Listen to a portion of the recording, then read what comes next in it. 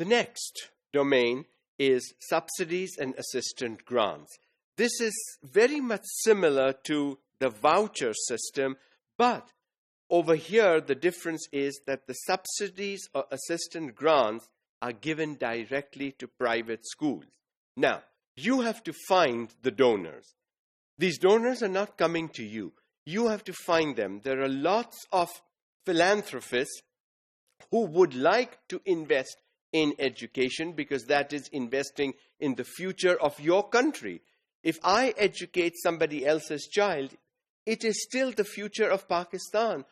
And therefore, I think institutions need to go and look for these people. They are there. They are available. You have to look for them, find them, and then when you get these subsidies and grants, use them wisely.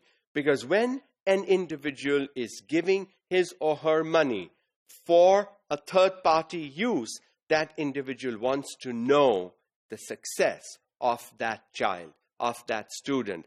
If the child is not making success, if the child is not making the minimum CGPA and so on, it's a waste of money. So the schools also then, or institutions also then, have a responsibility and an accountability built into this kind of subsidies and assistance grants. Because you have to make sure that you are providing quality education, you have to make sure that the students are learning. And a lot of times, these donors would want to interview these students halfway through their program, at the end of the program, on a regular basis every semester to see that it is making a difference in this young person's life. Where these grants reduce the fees that private schools charge, families will be attracted to the private sector. So if you say, that we have this policy, we have grants, we do have, whether they are need-based or whether they are based on merit. Either way, if you advertise, if you show that you do have some leeway, parents will come and at least talk to you before making a decision and saying no and moving away. These grants may reduce the financial burden on the public sector. As more students move towards the private sector, that supports the students in terms of finances and other needs. The burden on the public sector institutions drops. Because remember, these institutions have a critical mass, have a capacity. A campus that is made for 2,000 students cannot accommodate 4,000. It's just not going to work. It's going to be a disaster. The classrooms, the size of the classrooms, the additional desks, the physical space, the ground space, the library facilities, the laboratories, the IT and computer and technology and all that. Today, there is so much. Imagine a campus for 2,000 students using Wi-Fi versus 4,000 students on the same 2,000 capacity campus trying to use Wi-Fi. There will be complaints. Everybody will not be able to get quick, fast, downloadable bandwidth stuff, and issues will arise. The next one is homeschooling.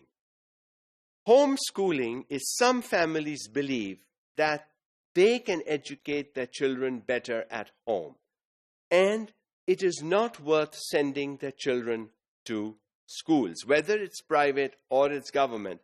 For some reason, it could be the geographical mix, the kind of people, oh, there are too many people from Balochistan here, not where I want my child to go. It really should not make a difference, but lots of people think that way, especially girls. Oh, this is a co-ed school. No, I can't send my daughter there. And so it becomes an issue again. So they prefer to teach their children at home. Obviously, you can only do that if one of the parents or some responsible adult in the family is at home, not working, and is educated, is capable of doing that. And then, of course, you simply sit for the exams, and if you pass the exams, you pass. It's like doing things private, private matric and private intermediate and all that. But then, in our cases, children go to academies. They don't go to schools and colleges. they go to academies, and then they sit for the exams privately. So if people at home are educated and can teach, then I think a lot of the academy thing would also be taken away, and children would benefit from homeschooling and then sit for the exams, clear it, and you're done. This is the ultimate form of education, privatization. Privately funded, privately provided, and monitored only, very lightly, by government agencies. So the two key factors is privately provided, privately funded, privately owned. Government interference, bare minimum. We've seen it. We've seen with all these private institutions here. When the government tries something, there is a lot of retaliation, because the private institutions here have shown that they are far better than a lot of the government institutions.